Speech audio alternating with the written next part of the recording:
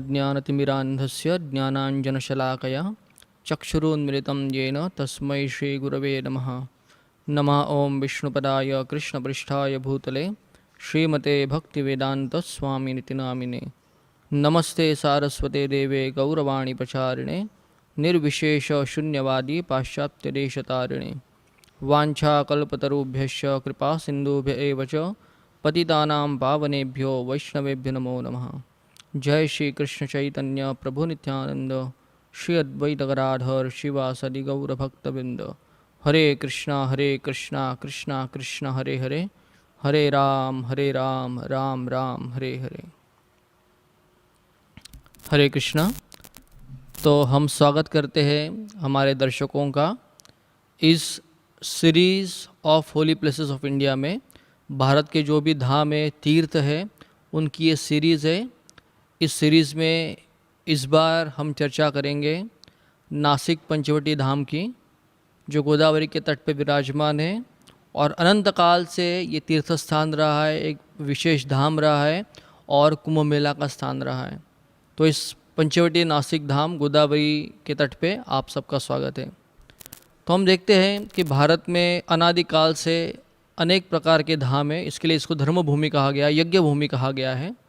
और उसी में एक जो आता है, जो कुंभ मेला का स्थान है, वह है नासिक पंचवटी।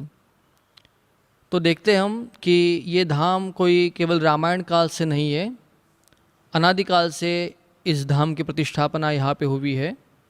जब से गोदावरी नदी का उद्गम हुआ है तब से, और उसके पहले से हमारे पुराणों में ये वचन आता है कि इस नासिक पंचवटी धाम को सत्ययुग में ब्रह्मा जी ने यहाँ पे पद्मासन में बैठ के तपस्या की थी।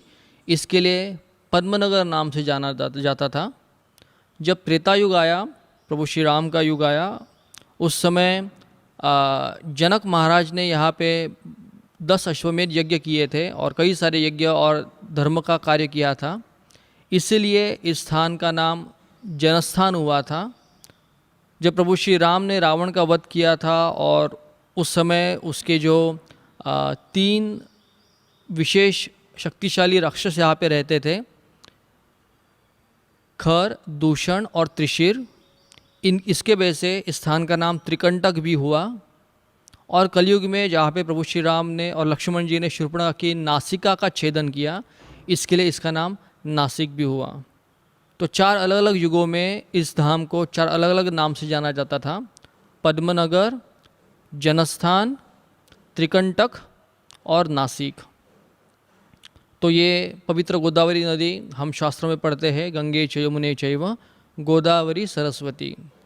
जो पूरे पृथ्वी वर्ष की, भारतवर्ष की, जम्बूद्वीप की जो प्रमुख नदियाँ हैं 7, उनमें से एक गोदावरी है। तो इसी तट पे प्रभु श्री राम ने अपने वनवास का अंतिम काल जो था यहाँ पे बिताया। जब प्रभु श्री राम ने अपने 10 वर्ष वनवास के व्यतीत किए थे, उस समय घूमते घूमते जब वो अगस्त ऋषि के आश्रम में आए और उनसे निवेदन किया कि अभी हमारे वनवास के आखिरी के 4 साल बचे हुए हैं, तो उनको हम कहाँ पे व्यतीत करें। तो अगस्त ऋषि कहे कि यहीं पे नज़दीक गोदावरी का रम्य तट है, जहाँ पे बहुत ही पवित्र तीर्थ है, कुंड है, गोदावरी नदी बहती है, जो पंचवटी के नाम से जाना जाता है। आपका आखिरी समय जो है वनवास के 4 साल, वो वहीं पे बिताइए। तो क्यों इसको रामायण में तीर्थ कहा गया है? क्यों? क्योंकि ये गोदावरी नदी के तट पे विराजमान है और इस नदी में अनंत तीर्थ है। उसमें से प्रमुख तीर्थ जो है वो नासिक धाम में आते हैं। तो पहले हम श्री गोदावरी देवी जो है उनकी महिमा को सुनेंगे, उनके महत्व को सुनेंगे। तो हमारे शास्त्रों के अनुसार इस पृथ्वी तल पे 2 गंगा जी विराजमान हैं। एक गंगा जो है वो है भागीरथी गंगा, जो भगीरथ महाराज ने भागवतम में जो वर्णन आता है, जो शिव जी के जटा से प्राकट्य हुआ, वो भागीरथी गंगा। और एक गंगा जो है उसका प्राकट्य हुआ गौतम ऋषि के कारण। इसके लिए गोदावरी को ही गौतमी गंगा कहा जाता है या उसको वृद्ध गंगा कहा जाता है, क्योंकि ये भागीरथी गंगा जो है उसकी बड़ी बहन के रूप में माना जाता है।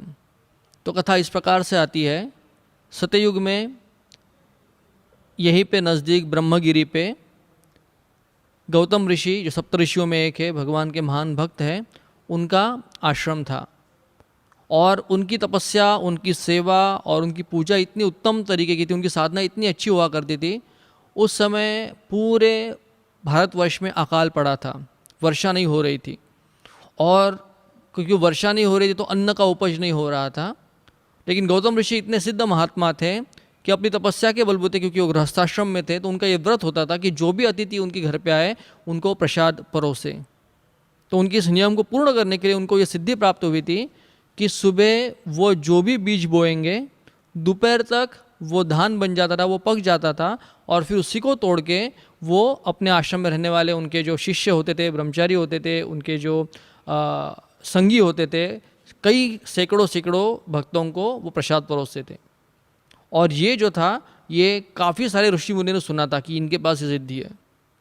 तो जब ये अकाल पड़ा तो सारे ऋषि मुनि जो थे ये गौतम ऋषि का आश्रय लेके उनके आश्रम के निकट रहने के लिए आ गए, ताकि उनको खाना और पानी, प्रसाद और जल, इन दोनों का आसानी से प्राप्ति हो सके। तो ये सब आ गए यहाँ पे। और हम देखते हैं कि शिव जी की जटा में हमेशा शिव जी जो है वो गंगा जी को धारण करते हैं। तो कुछ पुराणों के अनुसार इस प्रकार से आता है कि पार्वती देवी को ये बिल्कुल अच्छा नहीं लगता था कि कोई दूसरी स्त्री जो है वो मेरे पति के सर पे बैठे। कौन से पत्नी को अच्छा लगेगा? लेकिन उसका कारण दूसरा इस प्रकार से दिया जाता है, क्योंकि माँ दुर्गा, पार्वती देवी जो है ये संसार की माता है, और सारे जीवों का जल्दी से जल्दी उद्धार हो, पापों से उनकी मुक्ति हो, इसके लिए वो हमेशा चिंतनशील होती है। लेकिन यहाँ पे उन्होंने दिखाया कि उनको बहुत ईर्ष्या हो रही है, उनको बहुत क्रोध हो रहा है, और शिव जी अपने जटा से गंगा जी को बाहर निकालने के लिए तैयार नहीं है। तो फिर उन्होंने एक प्लान बनाया। उन्होंने गणेश जी को अपने साथ में लिया, और उन्हीं की एक जो दासी है जया, उसको भी अपने साथ में लिया। और उन्होंने कहा कि शिव जी ऐसे ही गंगा को नीचे नहीं लाएंगे, नहीं छोड़ेंगे, हमें कुछ करना होगा। तो जया जो था, उनको कहा गया, पार्वती देवी ने कहा कि आप जो है एक गाय बन जाओ, और गणेश जी आप एक ग्वाला बन जाओ, एक गोप बन जाओ। और ये गाय का काम क्या होता था कि ये गाय रोज गौतम ऋषि आने से पहले उनके खेत में जाती थी, और जो भी अनाज आया हुआ है, जो भी क्रॉप्स आया हुआ है, उन सबको खा लेती थी। तो एक दिन हुआ, 2 दिन हुआ, 3 दिन हुआ, इस प्रकार से जब गौतम ऋषि आते थे, सब संतों को, साधुओं को प्रसाद देना है, भक्तों को प्रसाद देना है, लेकिन पूरा अनाज जो था, पूरा जो धान होता था, पूरा खेत होता था, वो खाली हो जाता था। तो एक दिन उन्होंने छुपके से देखा कि ये कौन सारा अनाज खा रहा है। और तब उनको पता चला कि ये गाय आती है जो बहुत दुबली पतली थी, बहुत रोगी इस प्रकार की गाय थी वो, और ये पूरा का पूरा खेत खा जा रही है। तो इरिटेशन में और गुस्से में उनको उस गाय को भगाने के लिए वहाँ से उनके हाथ में कुशाग्रास था या दर्भ था, जो ऋषि मुनि या ब्राह्मण हाथ में रखते, उन्होंने उसको लिया और उस गाय को भगाने के लिए हट हट ऐसा करने लगे। और क्योंकि ये प्री प्लान था, जैसे उस कुशा का स्पर्श उस गाय को हुआ, उस गाय ने वहीं पे अपना शरीर त्याग कर दिया। और जब ये हुआ तो गणेश जी तो वेटिंग में थे, उनका एक्शन तो उनको ड्रामा करना ही था। तो वो जहाँ से छुपे थे वहाँ से बाहर आए ग्वाले के रूप में, और जोर जोर से चिल्लाने लगे, top of the voice, Gautam ऋषि जो धर्म के प्रतीक है, भगवान के महान भक्त है, उन्होंने, उनके हाथ से गोहत्या हो गई है। और गौतम ऋषि तो शॉक में थे जब उन्होंने देखा केवल उनके कुश का स्पर्श होने से गाय का वध हो गया है, मृत्यु हो गया है। तो वो शॉक में थे, ही वॉज इन टीयर्स। और गणेश जी जोर जोर से चिल्ला रहे, जो भी आजू बाजू में साधु संत थे, महात्मा थे, जो भी माताएं थी उस आश्रम में रहने वाली, सब इकट्ठा हो गए। और सबने देखा कि गौतम ऋषि वहाँ पे खड़े हुए हैं और उनके सामने गाय मरी पड़ी हुई है। तो इस प्रकार से जब और ये गणेश जी बोलने लगे, ये जो ग्वाला थे, कि मैंने मेरे आंखों से देखा, ये बेचारी गाय जो भूखी थी, प्यासी थी, इतनी दुबली पतली थी, बीमार थी, वो अनाज खा रही थी, और इन्होंने अपने दर्भ से उस गाय की हत्या कर दी, गोवध कर दिया इन्होंने। इस आश्रम में गोवध हुआ, जहाँ पे धर्म का पालन होता है, जो धर्म के स्वरूप माने जाते हैं, उन्हीं के हाथ से आज गोहत्या हो गई है। ये अभी सबसे पापियों से भी पापी स्थान हो गया है ये। और इस प्रकार से गणेश जी ने सबको भड़काना शुरू किया, और सारे ऋषि मुनि जो थे, उनकी जो पत्नियां थी, जो संत थे, वो कंफ्यूज हो गए, वो दुखी हो गए कि ये बात सही है कि जहाँ पे भी गोवध होता है, जहाँ पे भी गो के ऊपर अत्याचार होता है, वो स्थान रहने के लायक नहीं होता है। तो सबने कहा कि गौतम ऋषि आप हमारे सबके वरिष्ठ है, गुरु है, आप हमारे मार्गदर्शक हैं, लेकिन जिस स्थान पे गोवध हुआ है उस स्थान पे हम नहीं रह सकते। और क्योंकि ये आपके हाथों से हुआ है, हम ऐसा नहीं कहेंगे कि आपने जानबूझ के किया है, लेकिन आप भी अपवित्र हुए हैं, ये स्थान भी अपवित्र हुआ है, और हमें इस पाप में भागीदारी नहीं चाहिए। गो हत्या का जो पाप है वो हमें हमारे सर पे नहीं चाहिए, हम यहाँ से चले जाते। तो गौतम ऋषि बहुत दुखी हुए, उनको बहुत कष्ट हुआ कि एक तो मैंने गौ का अपराध कर दिया और इतने सारे जो संत मंडली थी उनके प्रति उनकी सेवा जो है वो बंद हो गई। उन्होंने सबसे हाथ जोड़ के कहा कि आप मुझे कोई तो प्रायश्चित्त बताइए ताकि मैं इससे शुद्ध हो जाऊँ, इस स्थान को शुद्ध करूँ, और आप सब शांति से आनंद से यहीं पे धर्म का पालन करें, भगवान की सेवा करें। सब लोग चर्चा करने लगे गौ हत्या का बात क्या हो सकता है, उसका प्रायश्चित्त क्या हो सकता है। तो गणेश जी थे, बुद्धि के देवता है, ग्वाले थे, उन्होंने बोला मैं जीवन भर गौ का सेवा किया है, गौ को संतुष्ट करना है, इस गौ को अगर जिलाना है, इस स्थान को पवित्र करना है, और गौतम ऋषि को अगर अपने इस पाप से क्षालन करना है, तो यहाँ पे गंगा जी को लाना होगा। जब गंगा जी का स्पर्श इस स्थान को होगा, इस गौ को होगा और गौतम ऋषि को होगा, ये सब पूर्ण पवित्र हो जाएंगे और गाय जीवित हो जाएगी। सबने कहा हाँ, अगर ये सबने कहा शास्त्र में तो गंगा जी की बहुत महिमा, लेकिन गंगा जी है कहाँ पे? गंगा जी तो पृथ्वी पे है नहीं, वो तो शिव जी की जटा में है। तो गणेश जी कहे कि भाई ये काम तो अभी जिसके हाथ से इतना बड़ा अपराध हुआ है उनको ही तो करना पड़ेगा ये काम, हम क्या करें इसमें। सबने बोला हाँ देखो गौतम ऋषि, अगर आपको प्रायश्चित्त चाहिए, शुद्ध होना है, तो हम सब धर्ममंडली आपसे यही अनुरोध करते हैं कि आप शिव जी को प्रसन्न कीजिए और उनकी जटा से गंगा जी को इस स्थान पे आप उतार के लेके आइए। और गौतम ऋषि ने इसको स्वीकार किया। और फिर गौतम ऋषि ने गंगा द्वार नाम का स्थान है जो त्र्यंबकेश्वर में पड़ता है, नासिक से करीब करीब 30 किलोमीटर के दूरी पे, गंगा द्वार स्थान पे उन्होंने 108 शिवलिंग की स्थापना की और उन्होंने बहुत भक्ति से, प्रेम से और प्रायश्चित्त के भाव से शिव जी की आराधना की।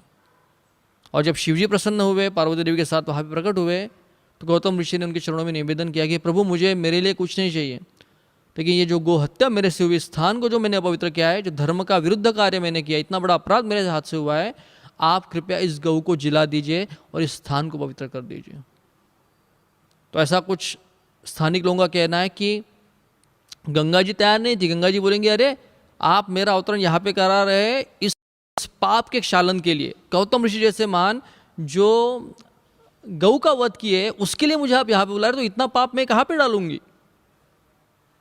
शिव जी ने कहा कि जब बड़े बड़े साधु संत आएंगे, आप में स्नान करेंगे तो आप भी शुद्ध हो जाएगी। लेकिन फिर भी गंगा जी डर रही थी आने के लिए, तो शिव जी गुस्सा हुए और शिव जी ने ब्रह्मगिरी पर्वत जो है वहाँ पे अपने जटाओं को निकाला और जोर जोर से पटका।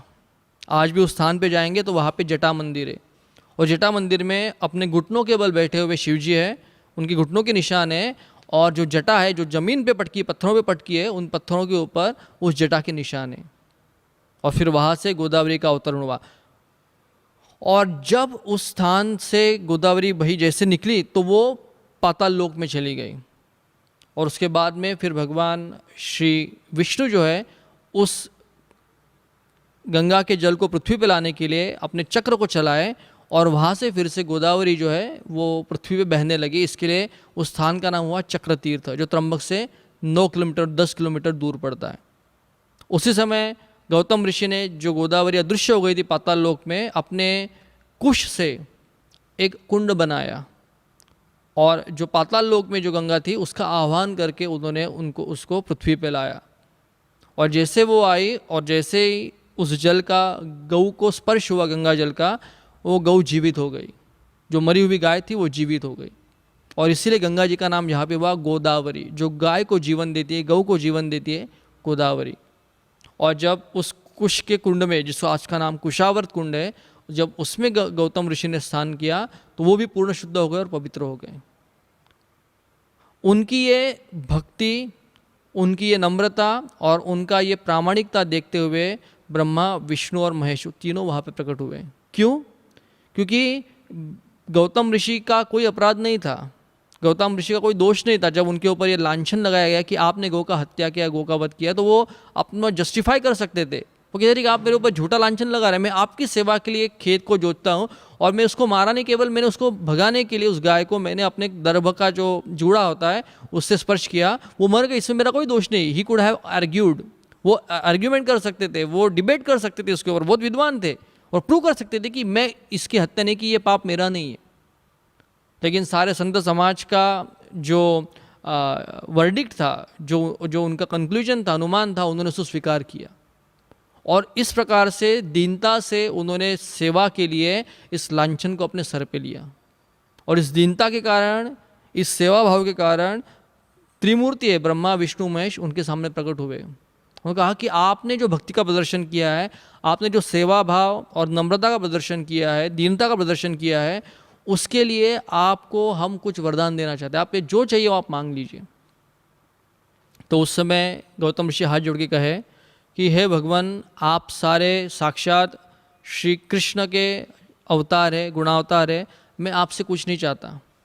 हाँ, लेकिन ये वरदान जरूर चाहता हूँ कि इस स्थान पे आप तीनों सनातन काल के लिए विराजमान रहिए और यहाँ पे आप विराजमान रहिए और जो भी भक्त यहाँ पे आएंगे गंगा जी के स्पर्श से, गोदावरी के स्पर्श से और आप तीनों के स्पर्श से, दर्शन से, उनका भी उद्धार हो जाए और वो आपकी भक्ति में, सेवा में रत हो जाए।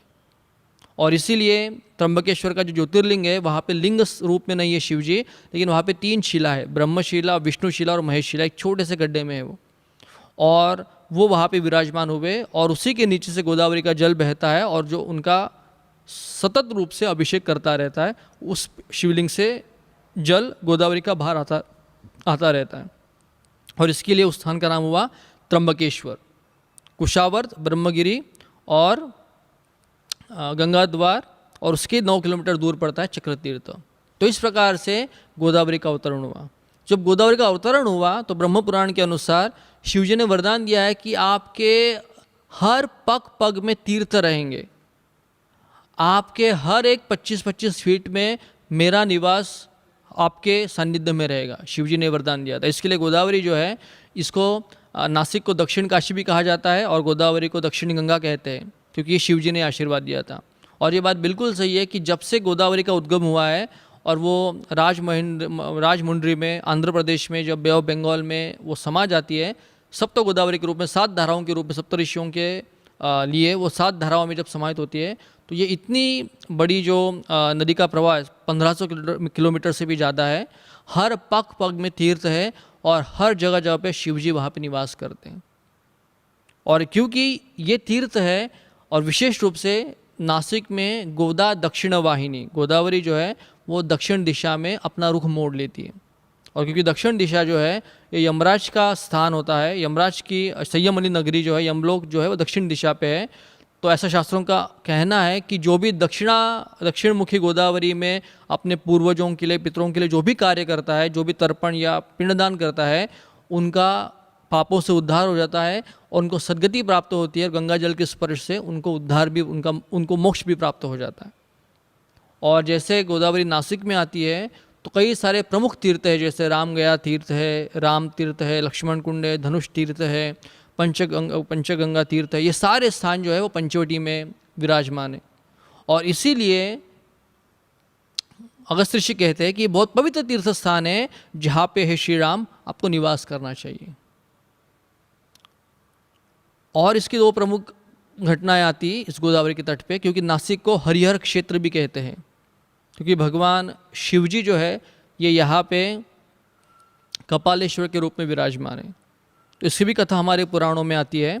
कपालेश्वर भगवान जो है, महादेव जी जो है, एक दिन देवताओं के सभा में ब्रह्मा जी को पहले 5 मुख थे, तो 4 मुख से वो वेद पाठ कर रहे थे, 4 वेदों का उच्चारण कर रहे थे, और एक मुख से जो थे भगवान श्री कृष्ण ने, श्री विष्णु ने उनको सृष्टि निर्माण का जो कार्य दिया है उसमें जो दोष है थैंकलेस टास्क के, तो इसके लिए वो निंदा कर रहे थे, भगवान श्री कृष्ण के सृष्टि की निंदा कर रहे थे। तो शिव जी ने जब ये सुना कि ब्रह्मा जी जो आदि गुरु है वो इस प्रकार से निंदा कर रहे भगवान की सृष्टि की, उनकी इस लीला की, तो उनको बहुत क्रोध आया और उस क्रोध में उन्होंने अपने त्रिशूल से ब्रह्मा जी का जो निंदा करने वाला जो उनका सर था वो काट दिया उन्होंने, और वो काट दिया, और वो जो सर था वो उनके कपाल में, वो जो कपाल था सिर था उनके त्रिशूल में चिपक गया और वो निकल ही नहीं रहा था। और शिव जी को बहुत ग्लानि आई और सारे देवता कहने लगे कि आपने ब्रह्म हत्या की है, आपको इस पाप लगा है ब्रह्म हत्या का, एक ब्राह्मण का आपने वध किया है, तो आपको जो है इसके उद्धार के लिए प्रायश्चित्त लेना होगा। तो शिव जी बहुत दुखी होते हुए और पछताते हुए भारत के सारे तीर्थों में, पूरे ब्रह्मांड के तीर्थों में भ्रमण कर रहे थे, लेकिन उनके त्रिशूल से वो जो ब्रह्मा जी का सिर था, कपाल था, वो निकल ही नहीं रहा था। बहुत ग्लानि हुई उनको, बहुत दुख हुआ उनको और बहुत थके हुए थे। और एक दिन गोदावरी के तट पे एक गोवर्धन नाम का स्थान है जो नासिक से 10 किलोमीटर दूर पड़ता है। तो उस गोवर्धन नाम के स्थान पे वो गए और क्योंकि गोदावरी की महिमा उनको पता थी, तो जब शाम को पहुँचे तो विश्राम के लिए एक गौशाला में रुके वो। और गौशाला में जो गाय थी और उसका जो पुत्र था, बैल था, नंदी जो था, उन दोनों की चर्चा जो है वो शिवजी आराम कर रहे थे, सुन रहे थे, क्योंकि शिवजी को सारे पक्षियों, प्राणियों की, पक्षियों की आवाज़ समझ में आती, उनकी भाषा समझ में आती। तो जो बैल था वो अपने माँ को, गौ को बोल रहा था कि हमारा जो मालिक है बहुत ही क्रूर है, बहुत ही अन्यायी है, वो हमारी सेवा बिल्कुल नहीं करता, बहुत कष्ट देता है, आपको बहुत कष्ट देता है और बहुत मारपीट भी करता है।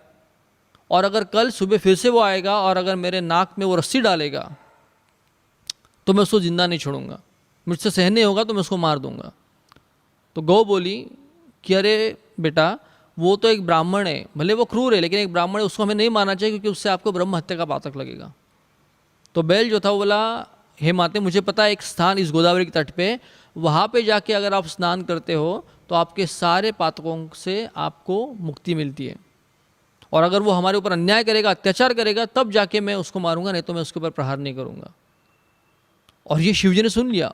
शिवजी जिस सॉल्यूशन को ढूंढ रहे थे वो बैल को पता था, तो शिवजी बहुत उत्साहित हुए। शिवजी वेट करते ईगरली, कल सुबह होगा और ये इसका मालिक आएगा, क्या होता है देखने के लिए।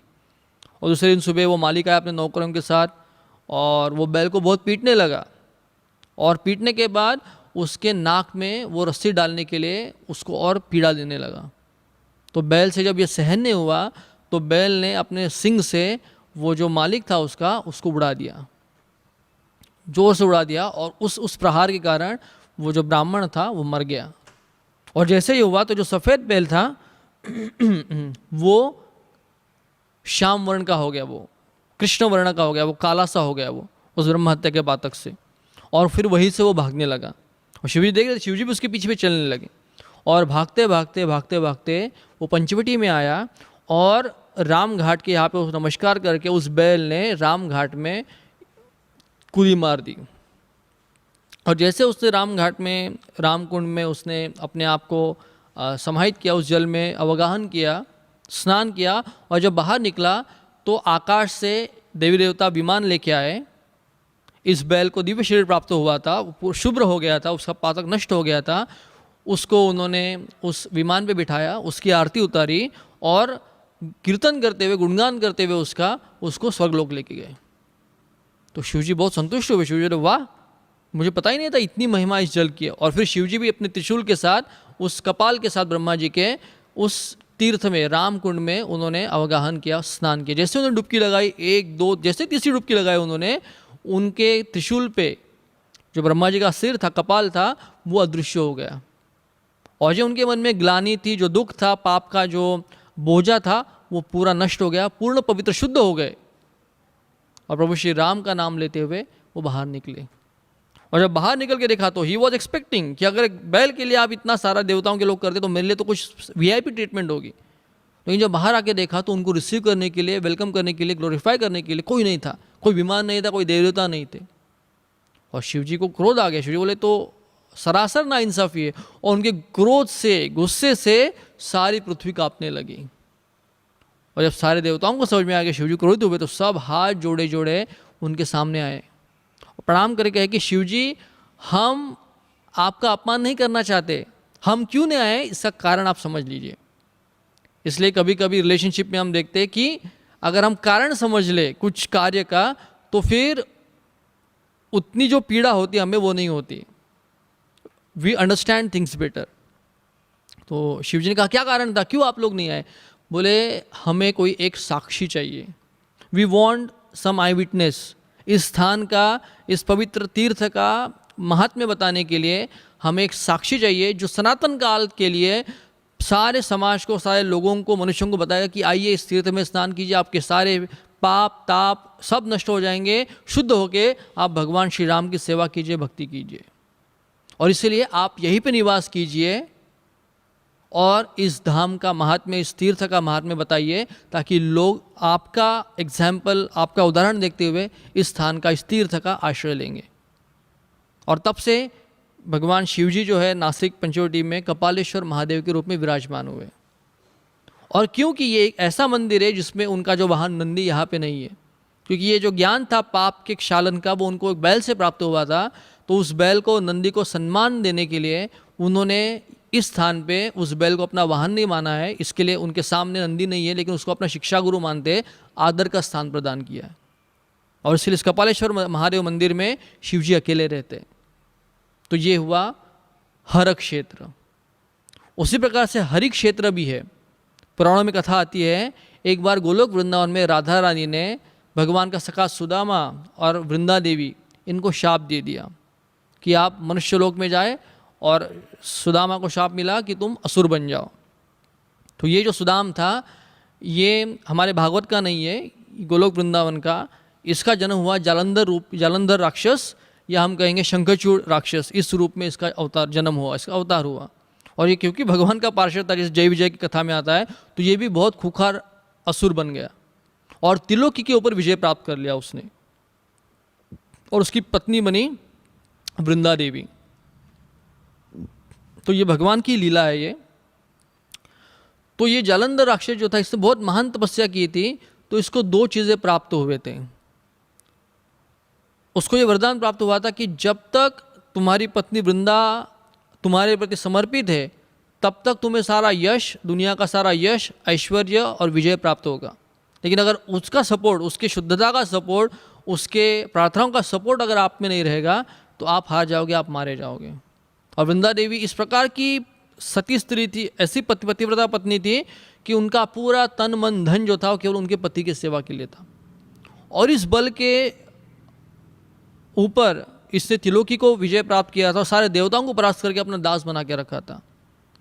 तो सारे देवता रोते रोते भगवान विष्णु के पास गए और कहे कि जालंधर को हम नहीं हरा पा रहे, नहीं मार पा रहे, इसके पास ये जो शक्ति, अपने पत्नी की शक्ति है, उससे बिल्कुल हम कुछ नहीं बिगाड़ सकते उसका। तो भगवान विष्णु, जिनको सारी लीलाएं पता है, गोलोक वृंदावन की लीला पता है, वो उन्होंने कहा कि आप सब लाओ, शिव जी के साथ जाओ, जालंधर जो है, शंखचूड़ जो है, उसको युद्ध के लिए ललकारो आप। मैं उसके पति का, उनकी जो पत्नी है वृंदा देवी, उनको मैं संभाल लूँगा। और फिर यहाँ पे युद्ध शुरू हुआ। उसके बाद में और जालंधर को एक वरदान प्राप्त था, विष्णु कवच प्राप्त था। जब तक वो कवच पहनेगा तब तक उसको कोई हरा नहीं सकता था। तो सबसे पहले भगवान युद्ध से पहले एक ब्राह्मण के रूप में जालंधर के पास गए, हाथ जोड़ के भिक्षा मांगी। बोले क्या भिक्षा चाहिए आपको? बोले आपका जो विष्णु कवच है वो आप हमें दे दीजिए, वही हमें चाहिए। तो जालंधर ने उतार के दे दिया। एक वरदान जो था वो उसका भंग हो गया। और फिर वो कवच पहनते हुए जालंधर, जो भगवान विष्णु जो थे जालंधर के रूप में, वो वृंदा देवी के पास गए, उसके कैपिटल में, उनके राजधानी में। वृंदा देवी आश्चर्यचकित हो गई कि युद्ध छोड़ के हमारे पतिदेव कैसे आ गए। और वो भी कवच देखा तो उनको ये साक्षात्कार हुआ कि हमारे पति है ये। और फिर जालंधर कहे कि मुझे आपकी बहुत याद आ रही थी वृंदा, तो आप मेरी सेवा कीजिए, मुझे बहुत भूख लगी है, आइए। और फिर वृंदा देवी उनकी सेवा की। और जैसे वृंदा देवी का स्पर्श यहाँ पे भगवान विष्णु को हुआ, तो उनकी जो चैस्टिटी थी वो भंग हो गई। और उसी समय जालंधर का शिवजी ने सारे देवताओं के साथ मिलकर वध करा दिया। और जैसे वहाँ पे जालंधर का वध हुआ, तो तुरंत इंट्यूशन से वृंदा देवी को पता चल गया कि मेरे पति कुछ तो बहुत बड़े खतरे में, या वो मारे गए। तो ये उनकी शुद्धता थी, ये उनकी शक्ति थी। तो उन्होंने तुरंत ये गुस्से से प्रश्न पूछा कि आप मेरे पति नहीं हो सकते, क्योंकि आप मेरे सामने होने के बाद मुझे इतना दुख नहीं हो सकता है, बताइए आप कौन है। तो भगवान विष्णु ने अपना चतुर्भुज नारायण रूप प्रकट किया। और जब वृंदा देवी ने देखा कि भगवान ने मेरे साथ छल किया है, तो उस क्रोध में और गुस्से में उन्होंने भगवान को ये शाप दिया कि आपका दिल पत्थर के समान है, आपने मेरे पति को मारने के लिए इस प्रकार से पूरी लीला रची, मैं आपको शाप देती हूँ कि आप काले पत्थर बन जाइए। तो भगवान नारायण हंसने लगे और वृंदा देवी का जो पूर्व जन्म है, गोलोक वृंदावन की जो उनकी लीला है, उसको याद दिला दिया और कहा कि ये आप मेरे ही पार्षद हो, और इस लीला के लिए मैं यहाँ पे प्रकट हुआ हूँ और आप उसमें एक निमित्त मात्र हो। तो जब वृंदा देवी को उनका जो गोलोक वृंदावन की लीलाओं का जो स्मरण हुआ तो उन्होंने भगवान से क्षमा याचना की। बोले कि मैंने आपको जो शाप दिया है ये बहुत बड़ा अपराध किया। भगवान ने बोला ये शाप मैं आपको अलाउ किया ये शाप देने के लिए, क्यों? क्योंकि आपने जो मुझे शाप दिया है तो मैं जो हूँ वो शालिग्राम बनूंगा, शालिग्राम के रूप में अवतरित होऊंगा और आप वृंदा देवी आप गंडकी नदी बनोगे और आपके जो बाल है उसमें से तुलसी देवी का प्राकट्य होगा। और इस समाज के उद्धार के लिए, इस विश्व के उद्धार के लिए गंडकी शिला जो शालिग्राम शिला है, जो साक्षात स्वयंभू विग्रह है भगवान श्री नारायण के, कृष्ण के, विष्णु के, उन शिलाओं का जो भी गंगा जल से और तुलसी से आज जो जिसका आपसे निर्माण हुआ है उनका पूजन करेगा वो व्यक्ति मेरे भक्ति को प्राप्त करेगा और वैकुंठ को प्राप्त करेगा। और इस प्रकार से उन्होंने ये वरदान वृंदा देवी को दिया। और फिर क्योंकि ये उनको जो काला स्वरूप प्राप्त हुआ था, इनका इसका वर्णन आता है कि नासिक में ही पंचवटी के यहाँ पे बद्रिका तीर्थ है, उस स्थान में आके जो भगवान पूरे काले पड़ गए थे वो स्नान किए उस बद्रिका तीर्थ में और उनको फिर से अपना सुंदर रूप प्राप्त हुआ। इसके लिए उसी स्थान पे मंदिर बना, सुंदर नारायण मंदिर, जिसमें लक्ष्मी दी और वृंदा देवी ये दोनों विग्रह श्री सुंदर नारायण जी के साथ विराजमान है। और इसीलिए नासिक को हरिहर क्षेत्र भी कहा जाता है। एक और पंचवटी के और जो है वो भगवान कपालेश्वर महादेव है और गोदावरी के इस पल्ले नासिक जहाँ पे बसा हुआ है वहीं पे भगवान सुंदर नारायण विराजमान है, जो एकदम एक दूसरे के आमने सामने हैं। और इसके लिए सुंदर नारायण मंदिर जो है इसको हरि क्षेत्र कहा गया है। तो यह नासिक हरिहर क्षेत्र है। तो ऐसे कई सारे प्रमुख कारणों के कारण अगस्त्य ऋषि कहे प्रभु श्री राम आप यहीं पे निवास कीजिए। और दूसरी एक बात थी, क्योंकि त्रिकंटक, खर, दूषण, त्रिशिर जो थे अपनी 14,000 राक्षसी सेना के साथ जनस्थान में इस दंडकारण्य में निवास कर रहे थे। तो भगवान श्री राम का अवतार ही हुआ था रावण और सारे असुर कुल का नाश करने के लिए। तो कहीं तो भी उनका कन्फ्रंटेशन होना चाहिए ना। जैसे हम देखते हैं आजकल के मूवीज़ में विलन का कब मारा जाता है, जब वो हीरोइन के ऊपर अन्याय करता है, अत्याचार करता है तो हीरोज़ को मार देता है। तो ये एक्चुअली हमारे इनकी जो ओरिजिनल कंसेप्ट है हमारे रामायण में और महाभारत से है। तो प्रभु श्री राम जब नासिक में आए तो जब उन्होंने गोदावरी का तट देखा, उन्होंने वहाँ के तीर्थ देखे, इतने प्रसन्न हुए, बहुत खुश हुए। माता सीता बहुत प्रसन्न हुई और तुरंत लक्ष्मण जी को आदेश दिया कि हे लक्ष्मण, अभी हमें आखिरी के 4 साल जो है यहीं पे बिताने हैं, तो एक बहुत सुंदर पर्णकुटी का निर्माण जो है इस पंचवटी में कीजिए। तो इसको पंचवटी क्यों कहते हैं इसका भी उल्लेख हमारे शास्त्रों में आता है। अगस्त्य ऋषि का जो आश्रम था उसमें गुरुकुलीस थे, यहाँ पे रहते थे, सारे ब्रह्मचारी रहते थे, छोटे बालक। तो एक समय की बात है, भगवान सूर्यदेव जो थे उनका तेज इतना प्रखर है, इतने तेजस्वी है वो कि उनकी जो पत्नी थी उषा देवी उस तेज को वो सहन कर नहीं पाती थी। तो उन्होंने क्या किया, उषा देवी ने अपने ही प्रतिरूप को, छाया रूप को उन्होंने प्रकट किया और सूर्यदेव से दूर दंडकारण्य में, जहाँ पे अगस्त्य ऋषि अपने गुरुकुल में आश्रम में रहते थे सारे साधु संतों के साथ, वहाँ पे आके निवास करने लगी। और उनके 2 पुत्र थे, यम और यमी, यमुना देवी और यमराज। और ये छाया देवी सूर्यदेव की बहुत अच्छे से सेवा करती थी, पूजा करती थी, उनका सम्मान करती थी। और छाया देवी से भी सूर्यदेव को संतान हुई, उसमें से एक शनिदेव। तो अभी समस्या ये हुई कि छाया देवी जो थी वो अपने जो बच्चे थे उनके ऊपर ज़्यादा प्रेम करती थी वो, और जो उषा देवी के हुआ करते थे उनके ऊपर थोड़ा दुर्लक्ष्य होता था। और सूर्यदेव के ये तुरंत नज़र में आ गया। उन्होंने तुरंत पूछा कि आप उषा नहीं हो सकती हो, आप मेरी पत्नी नहीं हो, आप कोई दूसरी स्त्री हो। और तब उन्होंने कहा कि हाँ इस प्रकार से है। सूर्यदेव अपने पत्नी को ढूंढने के लिए वो दंडकारण्य में आए और जैसे ही अगस्त्य ऋषि के आश्रम में आए तो उषा देवी ने देखा कि सूर्यदेव आ रहे हैं, तो उनसे छुपने के लिए उन्होंने एक घोड़ी का रूप लिया और वो भागने लगी।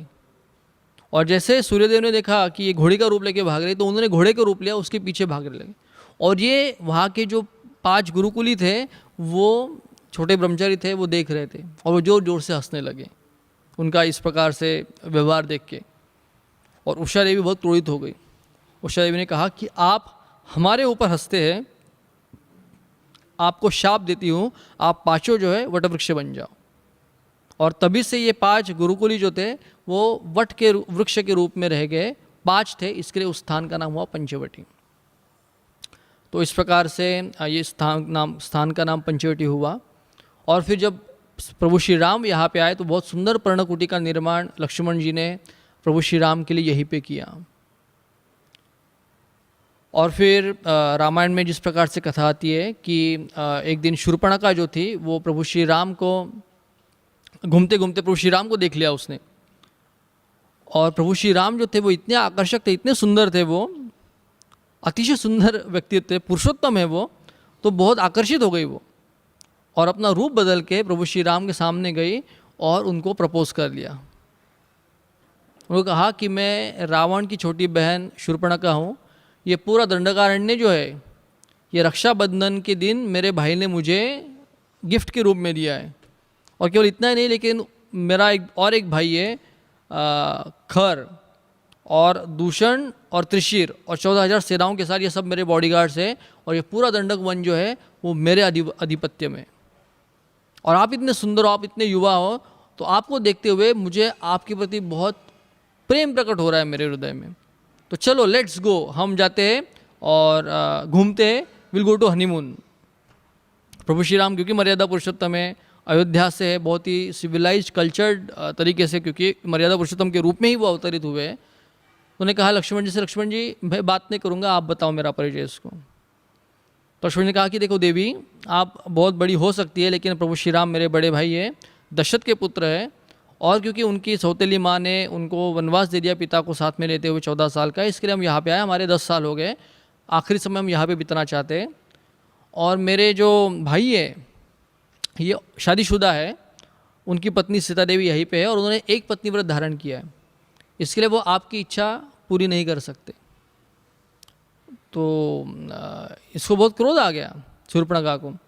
तो शूर्पणखा ने कहा कि मैं इतनी महान हूँ, इतनी बड़ी हूँ, मेरे खिलाफ कोई मुझे ना कैसे कह सकता है, इसको मैं सहन नहीं करूँगी। और इसका कारण जो है ये सीता है, तो अगर मैं इसी को ख़त्म कर दूँगी। तो उसके पहले प्रभु श्री राम कहते हैं कि देखो मैं शादीशुदा हूँ, जैसे लक्ष्मण ने कहा लक्ष्मण अकेला है, तुम क्या करो लक्ष्मण से पूछ लो अगर लक्ष्मण तुम्हारे साथ रहेगा तो शूर्पणखा लक्ष्मण से पूछते कि लक्ष्मण बोले देखो मैं तुम्हें स्वीकार करने के लिए हमेशा तैयार हूँ, आप इतनी महान हो देवी शूर्पणखे, लेकिन मैं जो हूँ मेरे बड़े भाई श्री राम का दास हूँ। अगर आप मेरी अर्धांगिनी बनोगी तो सीता जो जेठानी है आपको उसकी दासी बन के, सेविका बन के रहना होगा, जो आपके स्टेटस के लिए बिल्कुल अच्छी बात नहीं है। और तब शूर्पणखा बहुत गुस्सा हुई और कहे कि आप दोनों मुझे रिजेक्ट कर रहे हैं ये सीता के कारण, इसी को मैं खा जाऊंगी, तुम दोनों मेरे बन जाओगे। तो अब यहाँ पे समझ में आता है काम में और प्रेम में क्या अंतर होता है। शूर्पणखा के अंदर प्रभु श्री राम के प्रति प्रेम नहीं था, वो केवल वासना थी, वो काम था, और इसी के कारण प्रभु श्री राम ने उसको दंड दिया। तो जैसे वो सीता की ओर लपकी तो उसने अपना विकराल रूप धारण किया। तो पूरा रामायण जो है वो करुण रस में है, लेकिन केवल एक ही जगह पे विनोद या हास्य का रस का इस्तेमाल हुआ है, जब शूर्पणखा अपना ओरिजिनल रूप जो है राक्षसी का वो प्रकट करती है सीता को खाने के लिए। तो बताया जाता है कि प्रभु श्री राम जी, उनके जो चरण कमल है वो इतने सुकुमार है, इतने कोमल है, जैसे कमल की पंखुड़ियाँ होती है, लोटस पेटल्स होते हैं, सॉफ्ट पिंकिश सुगंधित। और ये शूर्पणखा के जो पैर है, केवल ये तुलना की गई है रामायण में, वाल्मीकि रामायण में वाल्मीकि मुनि कहते हैं कि शूर्पणखा के पैर इतने बड़े थे, 16 नंबर का चप्पल भी जाएगा ना उसके अंदर, इतने भद्दे पैर थे। प्रभु श्री राम जो थे वो कमनीय सुंदर थे और वी शेप जिसको हम आजकल के भाषा में कहते हैं, और ये शूर्पणखा जो थी उसी कमर नहीं थी, बड़ा कमरा था। प्रभु श्री राम जो थे वो जब बात करते थे तो ऐसा लगता था कि जैसे मेघ गर्जना हो रही हो या गंभीर शंखनाद हो रहा है, जो सुनने के लिए बहुत आकर्षक और बहुत स्पष्ट होता है। और जब शूर्पणखा बात करती थी तो ऐसा लगता था कि 21 गधे ढेचू ढेचू एक साथ कर रहे। जब प्रभु श्री राम जो है अपने आंखें, उनकी जो आंखें थी इतनी सुंदर थी, अरुण वर्ण की थी, कमल के दल के समान थी, राजीव लोचनम ये श्री राम का नाम है, और केवल देखने से व्यक्ति को ठंडक मिल जाए। और शूर्पणखा की जो आंखें थी जैसे मेंढक के समान गोल गोल और बाहर आई हुई थी। प्रभु श्री राम के जो बाल थे बहुत ही आकर्षक थे, बहुत सुगंधित थे, और काले और नीले ब्लैकिश ब्लू घने बाल थे। और शूर्पणखा जो थी उसके बाल जो थे वो ताम्र वर्ण के थे, कॉपरी रेड कलर कहा गया है, और सब ऊपर की ओर उठे हुए थे, स्पाइक कट, जो फाउंडर है उसकी। और लेकिन फिर भी उसको लग रहा था that I am the best match for Shri Ram. इसको कहते हैं power of positive attitude, negatively. तो जब वो सीता की ओर लपकी तो प्रभु श्री राम ने कहा कि देखो भैया लक्ष्मण, अभी बहुत ज़्यादा मजाक हो गया इसके साथ, ये सीता को कुछ खतरा दे सकती है, आप तुरंत उसको सही दंड दे दो। और तुरंत लक्ष्मण जी ने अपने कमान से, अपने अपने म्यान से तलवार निकाली और शूर्पणखा का नाक और कान काट दिया। ऐसा कहा जाता है कि जो नासिका थी, नासिका जो थी शूर्पणखा की, वो गोदावरी के उस पल्ले पड़ी, इसके लिए पंचवटी इस स्थान का नाम है। और जिस पल्ले नाक गिरा, नासिका का जो अंश गिरा, तब से उस स्थान का नाम नासिक हो गया। तो शूर्पणखा जो थी वो कहराने लगी, दुख से पीड़ा होने लगी, खून बहने लगा उसके कानों से और नाक से, और बहुत क्रोधित होते हुए अपने जो भाई थे खरदूषण और उनकी 14,000 जो सेना थी उनके पास जाके रोने लगी। और उसने कहा कि देखो भैया, मैं घूम रही थी यहाँ पे, मैंने कुछ पूछ लिया, कुछ थोड़ा बहुत हमारी बातचीत हो गई, कुछ डिसएग्रीमेंट हो गया, तो मुझे ये दंड दे दिया गया, इसका बदला मुझे चाहिए। तो खरदूषण कह कि अरे ये मनुष्यों से क्या तुम इतना ये करती है, तुम तो उनको खा सकती हो। बोले नहीं, वो बहुत बलवान है, ठीक है, ये 7 राक्षस जो है उनको लेके जाओ, वो उनका काम तमाम कर देंगे। तो वो 7 राक्षसों को लेके प्रभु श्री राम के सामने आए। तो प्रभु श्री राम ने देखा कि ये 7 राक्षस आए शूर्पणखा के साथ हमें मारने के लिए।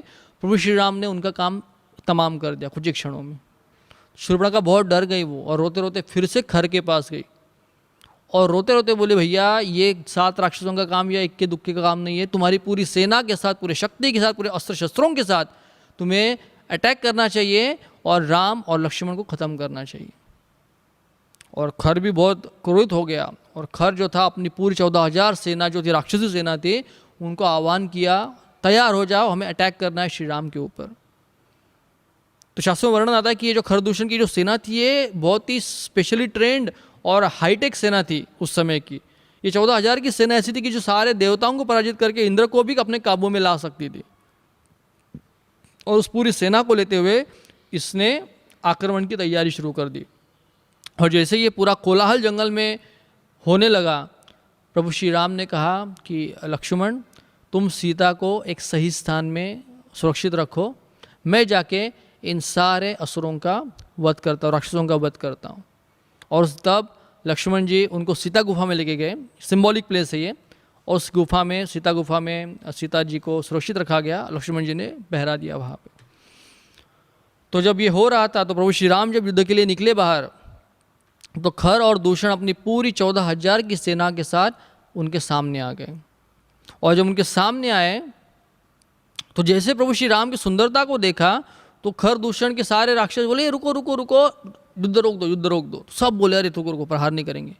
बोले क्यों? बोले ये इतना सुंदर व्यक्ति है, इतना सुंदर पुरुष है, क्या करेंगे हम इसको कैप्चर करके, इसको पकड़ लेंगे, इसको पिंजरे में रखेंगे और रोज़ हम इसको देख के अपना मनोरंजन करेंगे। कितनी सुंदरता देखने को कहाँ मिलती है। ये प्रभु श्री राम की सुंदरता थी। प्रभु श्री राम को जो भी मिले, भले वो सत्पुरुष रहे, सामान्य प्रजा रही या कोई असुर रहे, जब भी प्रभु श्री राम को देखे तो उनकी सुंदरता को देखते हुए वो भाव विवल हो जाते थे। प्रभु श्री राम ने ये सुना रही है मेरे सुंदरता के प्रति इतना आकर्षित है, तो क्योंकि ये क्षात्र रस में थे, उनको असुरों का उच्छेद करना था, नाश करना था, उन्होंने सबको युद्ध के लिए ललकारा। अरे क्या तुमने चूड़ियाँ पहन के रखी है, युद्ध करने के लिए आ रहे हो, बोल रहे कि पिंजरे में पकड़ लेंगे, युद्ध करो मुझसे। तो युद्ध की शुरुआत क्यों हुई? रामचरितमानस में तुलसीदास गोस्वामी कहते हैं कि प्रभु श्री राम जब दंडकारण्य में घूम रहे थे एक समय ऋषि मुनियों के साथ, तो दूर कहीं पे उन्होंने एक सफ़ेद पहाड़ को देख लिया। तो जब उन्होंने सफ़ेद पहाड़ को देखा तो उन्होंने ऋषि मुनियों को पूछा कि मुनिवर, इस स्थान में हम देखते हैं कि सारे पहाड़ जो एक तो काले रंग के या पत्थरों की, सफ़ेद पहाड़ का क्या मतलब है? तो उनके साथ जो मुनिवर थे उनकी आंखों से अश्रु छलके और अपनी गर्दन झुका के वो कहते प्रभु श्री राम, ये पहाड़ नहीं है, ये प्राकृतिक पहाड़ नहीं है। खर दूषण और उनके राक्षसों ने जो जो ऋषि मुनियों को, साधु संतों को खाया है, उनके हड्डियों को चबा के एक साथ एकत्रित करके रखा है, और ये पहाड़ उन हड्डियों का बना हुआ है, इसके लिए सफ़ेद दिख रहा है। जब प्रभु श्री राम ने ये सुना तो उनके हृदय में जो पीड़ा हुई, क्योंकि वो राजा है, वो महाराज है, वो चक्रवर्ती सम्राट है, वो उनकी प्रजा का ये हाल है, और जो धार्मिक लोग हैं उनके ऊपर ये अन्याय हो रहा है, उनके आंखों से भी आंसू छलके, और उन्होंने अपना धनुष हाथ में लेकर प्रतिज्ञा की कि मेरे शस्त्रों को स्पर्श करके प्रतिज्ञा करता हूँ कि खर दूषण और उसके रावण की जितनी भी सेना है उन सब के असुर कुल का मैं नाश करूँगा और साधु संतों की रक्षा करूँगा। और ये प्रण उन्होंने इस युद्ध के पहले लिया था, और इसीलिए जब सामने खरदूषण आए तो प्रभु श्री राम को अपनी प्रतिज्ञा याद आ गई, और जो भी अन्याय उन्होंने साधु संतों के ऊपर किया था उसका उनको याद आ गया। और जब इन्होंने देखा कि ये ललकार रहा है, हमें युद्ध के लिए अपमान कर रहा है, तो सारे असुरों ने 14,000 जो राक्षस आए थे, कोई ऊंट पे ऊपर बैठा था, कोई सिंह के ऊपर था, कोई शेर के ऊपर था, कोई बबले के ऊपर था, कोई हंस के ऊपर था, कोई कौवे के ऊपर था, अलग अलग प्रकार के, कोई गेंडे के ऊपर था, अलग अलग अपने सारे वाहनों के ऊपर आए थे। उन सब ने एक साथ 14,000 सेना ने प्रभु श्री राम के ऊपर आक्रमण किया। और ये ऐसा युद्ध था, ये न भूतो न भविष्यति था। आकाश में सारे ऋषि मुनि और देवी देवता इस युद्ध को देखने के लिए एकत्रित हुए, और प्रभु श्री राम ने जब देखा 14,000 राक्षस एक साथ आक्रमण कर रहे हैं, और ये सब अपने वाहनों के ऊपर थे, रथों के ऊपर थे, प्रभु श्री राम जो थे वो पैदल थे। लेकिन प्रभु श्री राम इतने निष्णात थे अपने अस्त्र कौशल में, अपने धनुर्विद्या में, कि जब वो इस प्रकार उनका सामना कर रहे थे तो ऐसा लग रहा था कोई स्टेज के ऊपर जो भरतनाट्यम का जो नर्तक होता है किस प्रकार से उस स्टेज के ऊपर डांस करता है, अपनी पद विन्यास करता है, चरण विन्यास करता है, उस प्रकार से प्रभु श्री राम इन सारे जो असुर थे उनके शस्त्रों को मात दे रहे थे।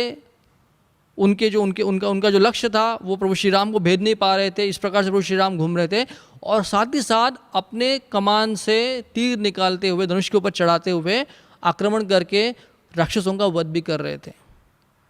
जिस प्रकार से एक्सपर्ट डांसर होता है वो किस प्रकार से डांस करता है, उस प्रकार से प्रभु श्री राम कर रहे थे। और प्रभु श्री राम का जो निशाना था वो इतना अचूक था वो, कि अगर कोई असुर हाथी के पीछे छुपा हुआ है तो प्रभु श्री राम का तीर उस हाथी को भेदता था, उसके पीछे छुपा हुआ जो असुर था उसको मारता था, और उसके पीछे जो असुर थे उसको भी मार देता था वो।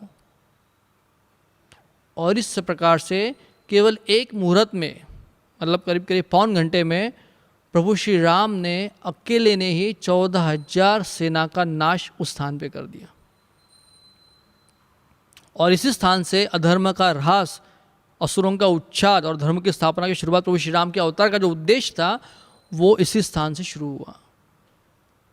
और केवल वहाँ से 2 लोग जीवित बचे 14,000 की सेना में, एक तो शूर्पणखा और एक अकंपन नाम का जो असुर था वो बच के भाग निकला। बाकी सब के सब खरदूषण के साथ मारे गए। बहुत घमासान युद्ध हुआ, खून की नदियाँ वहाँ पे बह रही थी। तो हम जो भी आजकल लोग मूवीज़ देखने के लिए जाते हैं, एडवेंचर मूवी या एक्शन मूवी, थ्रिलर मूवी, इन सब का ये जो रस है, ये सारे रसों की उत्पत्ति हमारे वैदिक शास्त्रों से होती है। और जो ओरिजिनल हीरो है, जो एक्चुअल हीरो है, जिन्होंने ये किया है रियलिटी में, वो कोई फिल्म स्टार नहीं है, लेकिन प्रभु श्री राम है जिन्होंने इस पहले युद्ध में अपने कौशल को दिखा दिया। सारे देवी देवता उनके ऊपर पुष्पवृष्टि किए, और जब प्रभु श्री राम वापिस आए तो पूरा शरीर लहूलुहान हुआ, इतने सारे अस्त्रों का आक्रमण उनके ऊपर हुआ था। और फिर माता सीता आई, प्रभु श्री राम को आलिंगन किया उन्होंने, उनके गलों में जयमाला डाली उन्होंने, और फिर प्रभु श्री राम अपने पर्णकुटी में गए। तो इस प्रकार से जब ये हुआ तो शूर्पणखा गई रावण के पास, शिकायत की, इस प्रकार संहार हुआ है। अकंपन गया, उसने पूरा डिस्क्रिप्शन दिया, तो रावण तिलमिला उठा, गुस्सा हुआ, लेकिन फिर भी उसको कोई करने की इच्छा नहीं थी, क्योंकि उसका शूर्पणखा से ना कोई ज़्यादा प्रेम था ना कोई खरदूषण से था। वो तो अपने लंका में अपने भोग विलास में मस्त था। फिर शूर्पणखा ने जब सीता के सुंदरता का वर्णन किया, हर एक अंग के सीता के अंग का जब वर्णन किया, तो रावण जो था अपना सारा भोग विलास भूल गया, और केवल सीता को पाने के लिए वो लंका से पंचवटी में आ गया। साथ में उसने मारीच को लिया, और मारीच को कहा कि देखो तुम सुवर्ण मृग धारण करो जिससे सीता का मन आकर्षित हो, और श्री राम को और लक्ष्मण से सीता से दूर लेके जाओ। ये पूरा प्लान करके वो पंचवटी में आया। और एक दिन की बात है, जब माता सीता फूल चुन रही थी, उसी समय उसने इस मारीच को, जो सुवर्ण मृग के रूप में, गोल्डन डियर के रूप में आया, और कूद रहा है, फांद रहा है, अलग अलग प्रकार की चेष्टाएं कर रहा है, तो सीता उसको देख के बहुत आकर्षित हुई।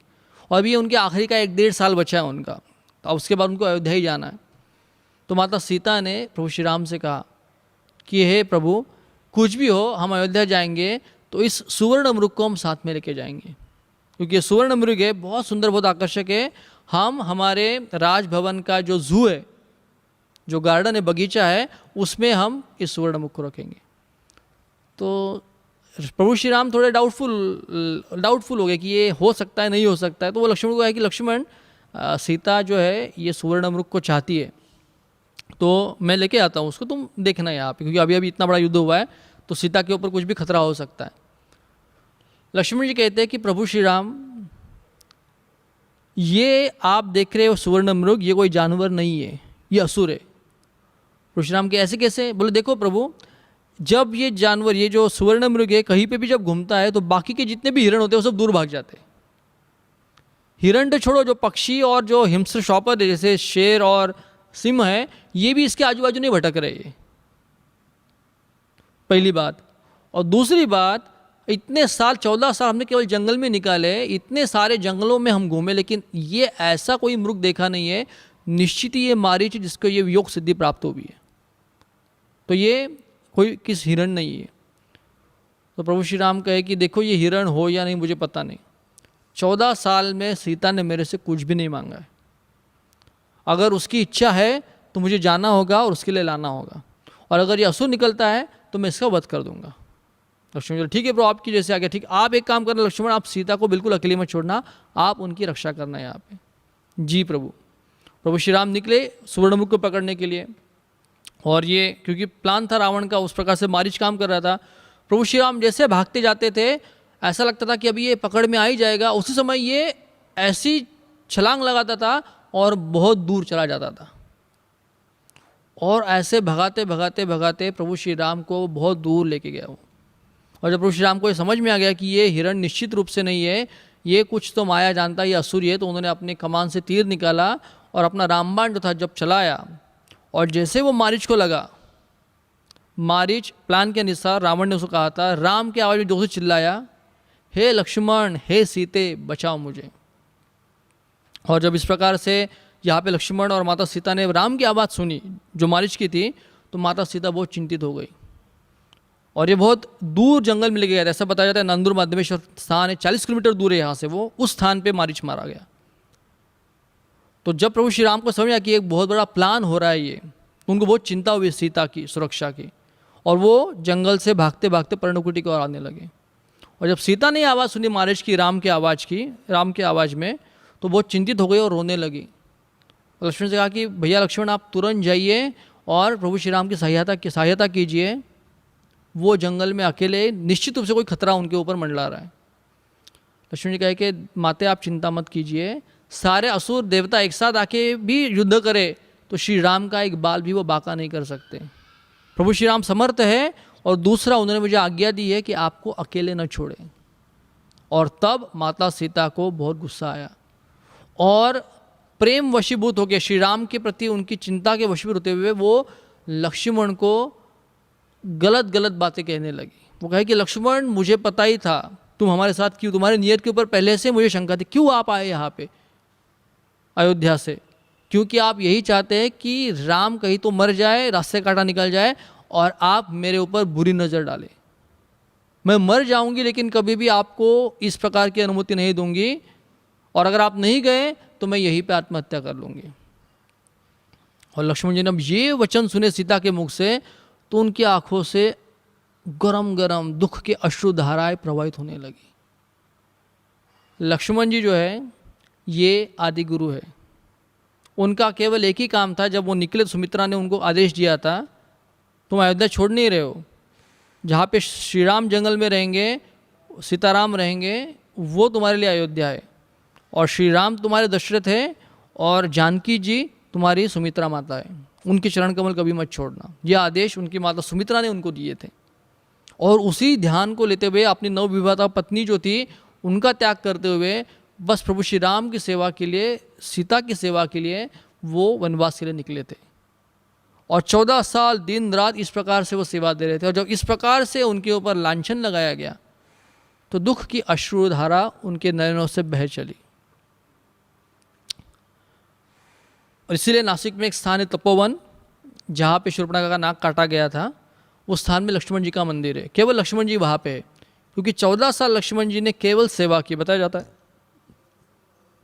जंगल से फल फूल लाना, कंदमूल लाना, यज्ञ के लिए समाधि लाना, जल लेके आना, जितनी भी पर्णकुटी में सेवा हुआ करती थी लक्ष्मण जी किया करते थे।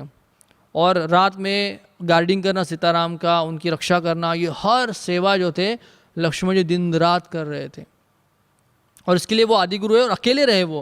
प्रभु श्री राम तो बहुत खुश थे, हालांकि दुख था वनवास का, विरह था अयोध्या से, लेकिन सीता के साथ उनके जो दिन बीत रहे थे बहुत आनंद से और प्रेम से बीत रहे थे वो। लक्ष्मण जी अपने पत्नी को भी छोड़ के आए थे, अयोध्या को भी छोड़ के आए थे, और इन दोनों को समय मिले, प्राइवेसी मिले, इसके लिए हमेशा कोई डिस्टेंस के साथ रहते थे।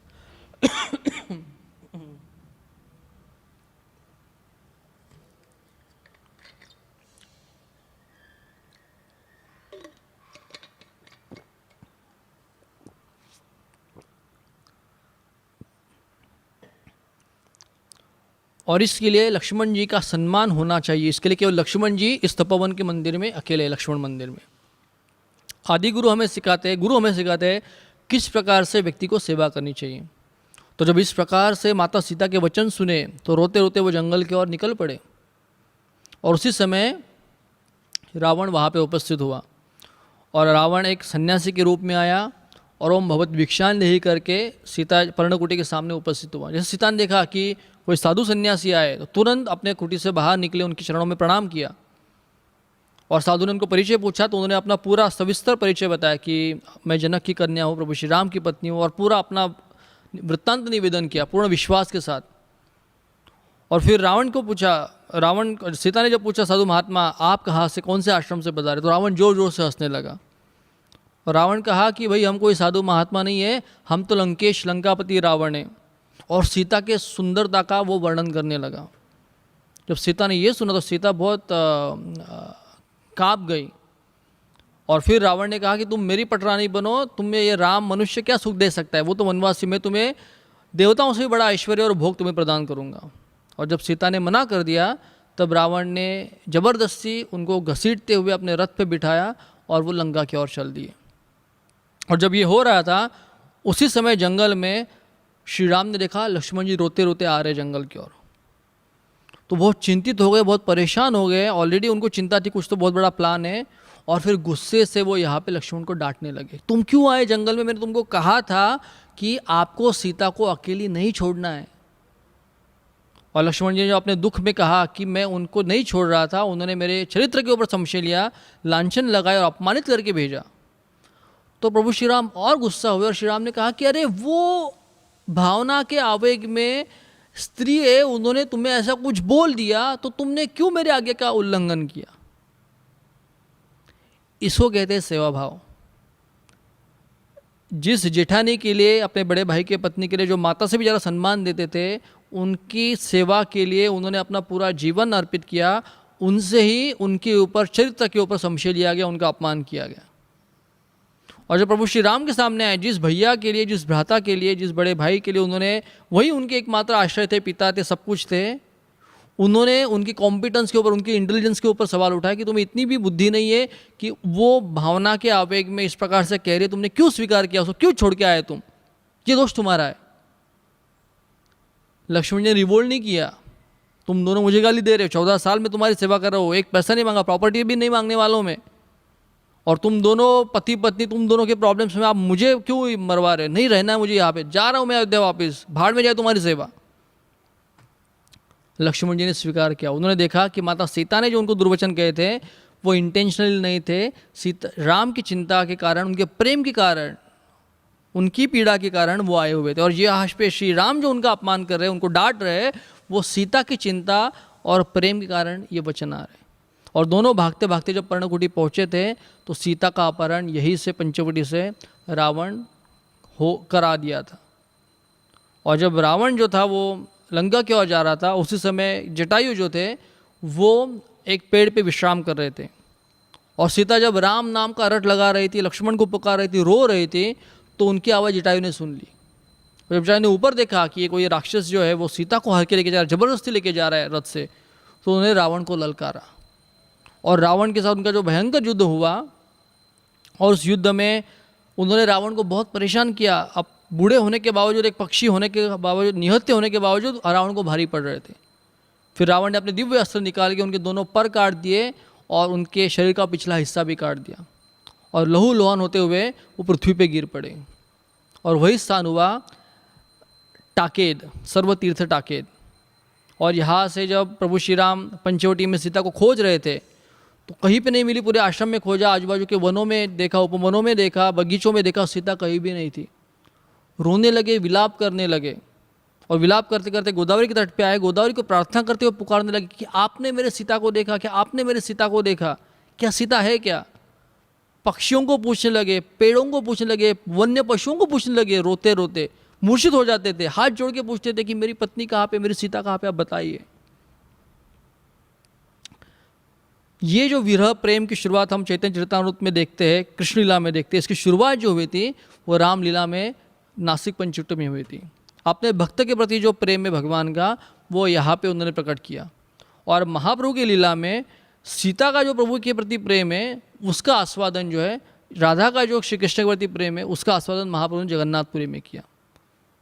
और ऐसी जो विरह दशा थी सीता को खोजते हुए, ढूंढते हुए देखने की, उस विरह दशा को देखते हुए हो रही थी, वो देख के पार्वती देवी जो थी वो बहुत अस्वस्थ हो गई। वो विश्वास नहीं कर पाई। शिव जी से पूछा कि आप जिस राम का नाम हमेशा लेते हैं, क्या यही है वो राम? यही है पूर्ण पुरुषोत्तम, साक्षात ब्रह्म, परब्रह्म? भगवान शंकर कहे कि हाथ जोड़ के, भाई यही प्रभु श्री राम है, अपनी लीला कर रहे हैं। पार्वती देवी को डाउट हो गया कि ये राम ऐसे कैसे हो सकते हैं कि जो पूर्ण पुरुषोत्तम है, जो परब्रह्म है, जो हर एक के हृदय में निवास करते हैं, क्या उनको ये भी पता नहीं कि उनकी लीला है? और सीता जो है ये रावण हर के लेके गए, उनको ये भी पता नहीं। ये पक्षियों को पूछ रहे, प्राणियों को पूछ रहे, पेड़ों को पौधों को पूछ रहे, नदी को पूछ रहे, गुस्सा हो रहे, मूर्छित हो रहे, रो रहे, विलाप कर रहे, अनकंट्रोलेबल है। लक्ष्मण उनको सांत्वना दे रहे, उनको सपोर्ट कर रहे हैं। सीता देवी की इच्छा हुई, पार्वती देवी की इच्छा हुई कि इनकी परीक्षा करनी चाहिए। प्रभु शिव जी से कहा कि मैं इनकी परीक्षा करती। बोले नहीं, ये मत करो, आँख से मत खेलो। बोले ठीक है, देख के तो दर्शन करके आते हो। और इस प्रकार कहते हुए सती देवी आई यहाँ पे, और उन्होंने श्री राम की परीक्षा करने के लिए अपने आप को उन्होंने सीता के रूप में उन्होंने परिणित कर दिया। और जैसे प्रभु श्री राम के सामने आई जंगल में, प्रभु श्री राम ने जैसे देखा, उन्होंने तुरंत रोना धोना बन के हाथ जोड़ के कही, सती देवी आज जंगल में अकेली, पतिदेव नहीं दिख रहे आपके महादेव। जैसे इस प्रकार से सुना, पार्वती देवी विचलित हो गए। उन्होंने तुरंत प्रभु श्री राम को दंडवत किए और दूर से अदृश्य होकर शिव जी के साथ चले गए। और वो स्थान जो है, वो स्थान का नाम है कपिल धारा। और फिर वहाँ से प्रभु श्री राम ढूंढते ढूंढते जहाँ पे जटायु गिर पड़े हुए थे वहाँ पे आए। और जब उन्होंने जटायु को देखा वहाँ पे, तो पहले समझ नहीं पाया। उनको लगा, क्योंकि वहाँ पे रथ टूटा हुआ था, कई सारे जो घोड़े थे वो मर पड़े थे, अस्त्र शस्त्र पड़े हुए थे वहाँ पे, तो उनको लगा, लक्ष्मण से कहा कि लक्ष्मण यहाँ पे 2 असुर ने युद्ध किया है सीता के लिए, और यही युद्ध में एक असुर मारा गया है और बाकी का ये युद्ध का स्थान है। और जैसे प्रभु श्री राम नजदीक अपने तीर कमान को लेते हुए, धनुष को लेते हुए उस असुर को भी मारने के लिए, जैसे उन्होंने देखा दूर से कि लहू लुहान हुआ ये पक्षी जो है मुख से राम राम राम नाम ले रहा है। तो जब नजदीक जाके देखा तो जटायु को देखा। जैसे प्रभु श्री राम ने जटायु को देखा, उनकी आंखों से अश्रुधारा बहने लगी। तुरंत जटायु के पास गए, उनको आलिंगन किया। जटायु कहे कि प्रभु मैंने बहुत प्रयास किया आपकी सीता की रक्षा के लिए, लेकिन ये मेरे शक्ति के बाहर था। सीता देवी ने जटायु से कहा नहीं था कि आप मेरे लिए युद्ध करो। सीता देवी पुकार रही थी, जटायु से कहा कि जटायु तुम केवल श्री राम को ये संदेशा देना कि ये रावण मुझे दक्षिण की ओर लेके जा रहा है, ताकि वो मुझे ढूंढ सके और मुझे वापस पा सके। जटायु से रहना नहीं। जटायु बोला कि संदेश देना ठीक है, लेकिन मेरे सामने ये अन्याय जो है, ये अपमान है प्रभु श्री राम का, सीता का, वो मैं सहन नहीं कर पाऊंगा। और उन्होंने आक्रमण कर दिया, उससे मारे गए वो। और उन्होंने प्रभु श्री राम को बताया कि आपकी जो दवा है, आपकी बीमारी की जो औषधि है, उसको रावण दक्षिण दिशा पे हर पे लेके गया। और जब प्रभु श्री राम ने ये देखा कि जटायु ने मेरे लिए आत्मसमर्पण किया, बलिदान किया, अपने जीवन को त्याग दिया है, तो उनकी आंखों से अश्रुधारा बह चली। और सब जटायु ने कहा कि प्रभु मुझे बहुत प्यास लगी है, पानी पिलाओ। तो प्रभु श्री राम ने अपना तीर निकाला और सारे तीर्थों को आह्वान किया, और सारे तीर्थ वहाँ पे प्रकट हुए जहाँ पे बाण चलाया उन्होंने, और वहाँ से सारे तीर्थ प्रकट हुए। इसके लिए उस स्थान का नाम हुआ सर्वतीर्थ टाकेद। फिर जटायु को पानी पिलाया, जटायु ने अपने शरीर का त्याग कर दिया। ये नासिक से 45 किलोमीटर दूर पड़ता है। और जब शरीर त्याग किया जटायु ने, तो प्रभु श्री राम जो है पूरे रामायण में भगवत्ता का प्रदर्शन प्रभु श्री राम ने कहीं पे नहीं किया। केवल वो अपने आप को एक राजा के पुत्र के रूप में और एक मनुष्य के रूप में ही उन्होंने अपने आप को प्रस्तुत किया, लेकिन ये एक स्थान पे वो अपने भगवत्ता को छिपा नहीं पाए। जटायु का समर्पण देखते हुए, जटायु का त्याग देखते हुए उनके हृदय में इतनी अनुकंपा, इतनी करुणा जागृत हुई, उन्होंने ये प्रतिज्ञा दी, उन्होंने ये वचन दिया कि जटायु तुमने मेरे लिए जो किया है उसी लिए मैं तुम्हें मेरे सनातन शाश्वत लोक में सर्वोत्तम गति प्रदान करता हूँ। और जटायु को उन्होंने साकेत धाम या वैकुंठ धाम में उनको विशेष स्थान प्रदान किया। और एक ही स्थान पे प्रभु श्री राम अपनी भगवत्ता को प्रदर्शित कर रहे रामायण में।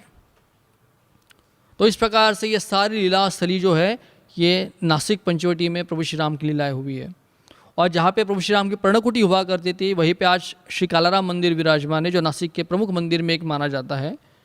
रामायण में आता है, दक्षिणे लक्ष्मणो यस्य वामे तु जनकात्मजा पूरतोर मारुतिर्यस्य तम वंदे रघुनंदनम।